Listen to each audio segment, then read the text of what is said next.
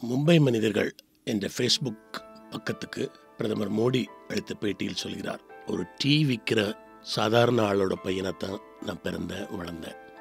ஆனால் அப்போவே ஆர்எஸ்எஸ் அந்த அமைப்பினுடைய அந்த நடவடிக்கைகள், அதனுடைய கொள்கைகள் எனக்கு எதனாலையும் பிடிச்சிருச்சு.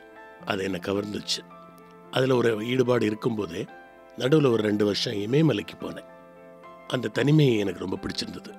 இயற்கை சூழலோடு ஒட்டியிருந்த அந்த வாழ்க்கையில் தான், அந்த சில நாட்கள் அங்கே தங்கியிருந்தப்போ தான் வாழ்க்கைங்கிறது நமக்காகத்தான் அப்படிங்கிறது இல்லாமல் மற்றவங்களுக்கு சேவை செஞ்சு வாழணும் அப்படிங்கிற எண்ணமே எனக்கு அங்கே தான் உதிச்சுது.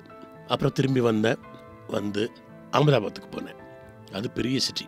எனக்கு அதுதான் ஒரு பெரிய நகரத்தில் நுழையிறது அந்த வாழ்க்கை முதல் முறையாக நான் பார்க்குறேன். அது கொஞ்சம் வித்தியாசமாக இருந்தது. நான் அதுக்கு பழக்கப்படலைங்கிறதுனால அங்கே எங்கள் மாமா ஒரு கேன்டீன் வச்சுருந்தார். அதில் அவருக்கு ஒத்தாசையாக இருந்தேன். ஆர்எஸ்எஸ் பிடிக்கும்னு சொன்னேன் இல்லையா, அதனால் அகமதாபாத்துக்கு வந்ததுக்கப்புறமா ஆர்எஸ்எஸில் ஒரு ஃபுல் டைம் முழு நேர ஊழியராக ஆகினேன்.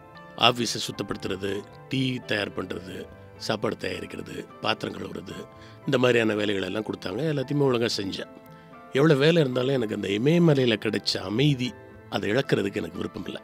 ஏன்னா வாழ்க்கையினுடைய மேடு பள்ளங்கள் எல்லாத்தையும் ஒரே மாதிரியான மனநிலையோடு கடந்து போகிறதுக்கு அந்த தனிமையில் கிடைச்ச சக்தி இன்னைக்கு வரைக்கும் எனக்கு உதவுது. ஒவ்வொரு வருஷமும் நான் தீபாவளி அப்போ ஒரு 5 நாள் காணாமல் போயிடுவேன். அதாவது மனிதர்களே இல்லாத சுத்தமான தண்ணீர் மட்டும் கிடைக்கக்கூடிய ஏதோ ஒரு காட்டுப்பகுதி, அங்கே போயிடுவேன்.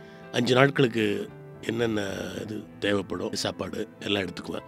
ரேடியோ கிடையாது, நியூஸ் பேப்பர் கிடையாது, அந்த காலத்தில் டிவியும் கிடையாது, இன்டர்நெட்டும் கிடையாது.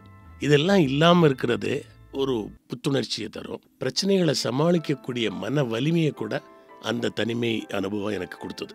சில பேர் கேட்பாங்க, யாரை பார்க்கறது காட்டுக்கு போகிற அப்படின்ட்டு. என்னையே நான் சந்திக்கிறது தான் அங்கே போகிறேன் அப்படின்னு சொல்லுவேன்.